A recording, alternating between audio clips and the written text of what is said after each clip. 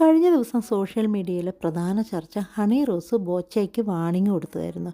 മുമ്പും പരസ്യമായി അല്ലാതെയും വാണിംഗ് കൊടുക്കുകയും ബോച്ചയുമായി യാതൊരു തരത്തിലും സഹകരിക്കാതെയൊക്കെ ഹണി റോസ് നിന്നിട്ടുണ്ട്. ഹണി റോസിൻ്റെ ഫാമിലിക്കും ഹണി റോസിനും വളരെ വേദനിപ്പിക്കുന്ന രീതിയിൽ ഡബിൾ മീനിങ് പല ഇൻ്റർവ്യൂകളിലും ഒക്കെ ബോച്ച പറഞ്ഞിട്ടുള്ളതിനെതിരെയാണ് ഇപ്പോൾ പരസ്യമായിട്ട് ഹണി റോസ് വാണിംഗ് കൊടുത്തിരിക്കുന്നത്. എന്തായാലും ഓർക്കണം, ബോച്ചയ്ക്കെതിരെ വാണിംഗാണ് കൊടുത്തതെങ്കിൽ അതിന് കമൻ്റ് ഇട്ട 30 പേർക്കെതിരെ ഹണി റോസ് കേസാണ് കൊടുത്തിരിക്കുന്നത്. എന്തായാലും ബോച്ചയ്ക്ക് വാണിംഗും അതിൻ്റെ താഴെയൊക്കെ കമൻ്റ് ഇട്ട 30 പേർക്കെതിരെ കേസ് കൊടുത്തതിൽ ഒരാളെ എന്തായാലും അറസ്റ്റ് ചെയ്തു. ഹണി റോസിൻ്റെ പരാതിയിൽ നിമിഷ നേരം കൊണ്ടാണ് അറസ്റ്റ് ചെയ്തിരിക്കുന്നത്. അപ്പം നമ്മളെ നിയമത്തിന് ഇതൊക്കെ കണ്ടുപിടിക്കാനും അറസ്റ്റ് ചെയ്യാനും ഒക്കെ പറ്റും അല്ലേ? പറ്റുമെന്ന് തെളിയിച്ചിരിക്കുന്നല്ലോ. അപ്പോൾ സാധാരണക്കാർക്കും ഇങ്ങനെയൊരു നീതി കിട്ടണമെന്ന് പ്രതീക്ഷിക്കുന്നതിൽ തെറ്റില്ലല്ലോ. എന്തായാലും ബോച്ച എല്ലാവരെയും ഡബിൾ മീനിങ്ങും ബോഡി ഷെയ്മിങ്ങും ഒക്കെ ചെയ്ത് എന്നും പറയുന്ന ഒരാളാണ്. എന്തായാലും അയാൾക്ക് ഒരുപാട് വയസ്സായി. അതൊന്നും ചിന്തിക്കാതെ പണത്തിൻ്റെ അഹങ്കാരത്തിൻ്റെ പുറത്ത് ആരെയും എന്തും പറയാം, ആരും ചോദിക്കാനില്ല എന്നുള്ള രീതിയിൽ അഴിഞ്ഞാടുന്നത് പോലെയാണ് ബോച്ച ജീവിക്കുന്നത്. അദ്ദേഹത്തിനൊരു പെൺകുട്ടിയുണ്ട്. ഒരു പെൺകുട്ടിയുടെ അച്ഛൻ ഒരിക്കലും ഒരു പെൺകുട്ടികളെ ബോഡി ഷെയ്മിങ്ങും ഡബിൾ മീനിങ്ങും ചെയ്യാൻ പാടില്ലാത്തതാണ്. വീട്ടുകാരെയോ നാട്ടുകാരെയോ നിയമത്തിനെയോ ഒന്നും പേടിയില്ലാത്തതുകൊണ്ടായിരിക്കും വീണ്ടും വീണ്ടും ഇങ്ങനൊരു സംഭവം ബോച്ചയിൽ നിന്നും വരുന്നത്.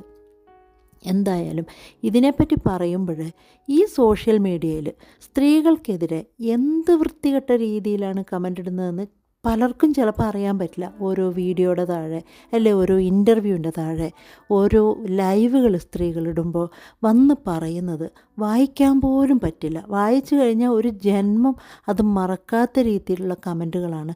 ഇത് ആൺകുട്ടികളാണോ പെൺകുട്ടികളാണോ ഇത് ആരാണ് ഇടുന്നതെന്നറിയില്ല. പല ഫേക്ക് പേരുകളിൽ വന്നിട്ട് പറയാത്തതായിട്ടൊന്നുമില്ല.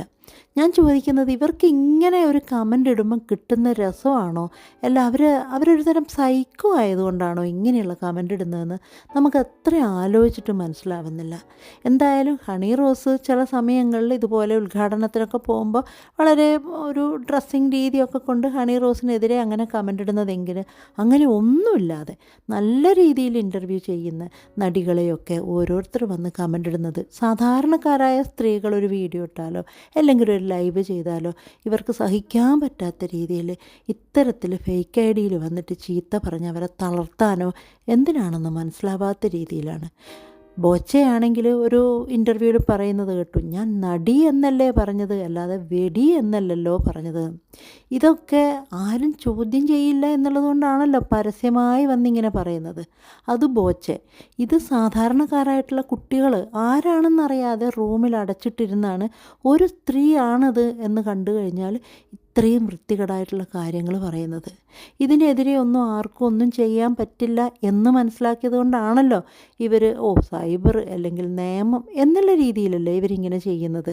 അല്ലാതെ കണ്ടുപിടിക്കും, നിമിഷ നേരം കൊണ്ട് ഒരു നിയമത്തിൻ്റെ വഴിയിലേക്ക് പോവും എന്നുണ്ടെങ്കിൽ എനിക്ക് തോന്നുന്നത് ഇതിനൊക്കെ ഒരു അടക്കം വരാതിരിക്കുമോ? ഇപ്പം തന്നെ സീതത്തോടിലെ ദീപ്തി ടീച്ചറെ പുറകിൽ നടന്ന് പല കമൻറ്റുകളും വൃത്തികെട്ട രീതികളും അവരെ മോശം രീതിയിലുള്ള പേരുകളും വിളിച്ച ഒരു സ്ത്രീയാണ്. ആ സ്ത്രീക്ക് 2 ചാനലുണ്ട്. അതിലൊന്ന് ഇങ്ങനെയുള്ള കാര്യങ്ങൾക്ക് ഉപയോഗിക്കുന്നവർ. ഈ സീതത്തോടുള്ള ദീപ്തി ടീച്ചറെ പറയാത്തതായിട്ടൊന്നുമില്ല ആ സ്ത്രീയെ പുറകിൽ നടന്ന് പിടിച്ചപ്പോൾ അവർ റാണി എന്ന് പറയുന്ന ഒരു സ്ത്രീയാണിത് ചെയ്തുകൊണ്ടിരിക്കുന്നത്. ഒരു സ്ത്രീയുടെ ബാക്കിൽ നടന്ന് മോശമാക്കാനും അവരെ തളർത്താനും വേണ്ടി നടന്നത് ഒരുവിധം മിഡിൽ ഏജ് ആയ ഒരു സ്ത്രീയാണ്. അവർക്ക് എന്തായിരിക്കും അങ്ങനെയൊന്ന് സൈക്കോ എന്ന് പറയാൻ പറ്റുമോ? മക്കളൊരു പെൺകുട്ടിയും മക്കളും ഒക്കെയുള്ളൊരു സ്ത്രീയാണ് ഈ ദീപ്തി ടീച്ചറുടെ ബാക്കിൽ നടന്നിങ്ങനെ ചെയ്തത്. അപ്പോൾ ഫേക്ക് ഐ ഡിയിൽ വന്ന് പറയുന്നത് വെറും പുരുഷന്മാരല്ല എന്ന് നമ്മൾ മനസ്സിലാക്കണം. ഇത്രയും മധ്യവയസ്സിലെത്തിയ സ്ത്രീകൾ പോലും ഇങ്ങനെയുള്ള കാര്യങ്ങളാണ് ചെയ്യുന്നത്. പിന്നെ നമ്മൾ ബോച്ചയെ പറഞ്ഞിട്ട് കാര്യമില്ലല്ലോ. സമൂഹം നന്നാക്കാൻ അല്ലെങ്കിൽ ആരെയും നന്നാക്കാൻ ആർക്കും പറ്റുന്നില്ലെങ്കിലും നിയമത്തിന് പേടിയുണ്ടെങ്കിൽ അല്ലെങ്കിൽ നിയമം കർശനമായിട്ടാണ് നടത്തുന്നത് എങ്കിൽ പേടിക്കാതിരിക്കുമോ? നമ്മളെ പിടിക്കും, നമ്മൾ സമൂഹത്തിന് മുമ്പിൽ നാറും അല്ലെങ്കിൽ വീട്ടുകാരുടെ മുമ്പിൽ നാറും. ഇത് ഒരു ഭർത്താവാണ് ചെയ്യുന്നതെങ്കിൽ തൊട്ട് അടുത്ത് നിൽക്കുന്ന ഭാര്യയ്ക്ക് പോലും ഇതറിയുന്നില്ല ഇത്രയും വൃത്തികെട്ട രീതിയിൽ എൻ്റെ ഭർത്താവ് കമൻ്റ് ഇടുന്നുണ്ട് എന്നുള്ളത്. അല്ലെങ്കിൽ എൻ്റെ മകൻ അങ്ങനെ ചെയ്യുന്നു, മകൾ അങ്ങനെ ചെയ്യുന്നു എന്ന് ആർക്കും അറിയില്ല. എന്തായാലും ഇപ്പോൾ ഉള്ള സ്ത്രീകളെയൊന്നും ഇങ്ങനെ കമൻ്റ് ഇട്ട് കഴിഞ്ഞാൽ സ്ത്രീകളൊന്നും തളരില്ല. ചിലവരത് നെവർ മൈൻഡാക്കി വിടും. എന്തേലും പറയട്ടെ എന്നുള്ള രീതിയിൽ വിടുന്നതാണ്. അല്ലാതെ അത് തളർത്തിയിട്ടോ അല്ല ഇവരെ പേടിച്ചിട്ടോ അല്ല സ്ത്രീകളൊന്നും മിണ്ടാതിരിക്കുന്നത് എന്ന് ഇങ്ങനെ ചെയ്യുന്നവർ മനസ്സിലാക്കണം. പിന്നെ അവരേതായാലും ഇങ്ങനെ ഫേക്ക് ഐ ഡി ഇട്ട് വരുമ്പോൾ അവരുടെ അച്ഛനെയും അമ്മയെയും വിളിക്കുമ്പോൾ ഈ ഫേക്ക് ഐ ഡിയിൽ വന്ന് തെറി വിളിക്കുന്നവർ ചിന്തിക്കും അത് എന്നെയല്ലല്ലോ എന്ന്. പക്ഷേ ഈ വന്നവരെയാണല്ലോ ഇതുപോലെ ശപിക്കുകയും അല്ലെങ്കിൽ വീട്ടിലുള്ളവരെ പറയുകയും ചെയ്യുന്നത്. അപ്പോൾ അത് ആരായാലും ഏത് പേര് മാറ്റി വന്നാലും കൊള്ളുന്നത് അവരുടെ വീട്ടുകാർക്കും അവരെയും ആ ശപിക്കുന്നതും അവർക്ക് തന്നെയല്ലേ പോകുന്നത്. മനസ്സ് വേദനിച്ച് പല സ്ത്രീകളും ഇങ്ങനെ പറയുന്നവരെ ശപിക്കുക ചെയ്യുന്നത്. കാരണം തിരിച്ചതുപോലെ തെറി പറയാൻ പറ്റാത്ത സ്ത്രീകളും ഉണ്ട്. അപ്പോൾ ശപിച്ചു പോവും. ഇത്രയും വൃത്തികെട്ട തെറികൾ പറയുന്നത് എന്തിനാണ് എന്നുള്ള രീതിയിൽ അവരെ ശപിച്ചു പോവും. അപ്പോൾ ഏത് പേരിൽ വന്നാലും ഇപ്പോൾ അരുണ് വേറെ ഒരു പേരിൽ അല്ലെങ്കിൽ അങ്ങനെ വന്നു കഴിഞ്ഞാൽ ഈ കൊള്ളുന്നത് ഈ അരുണ് തന്നെയാണല്ലോ.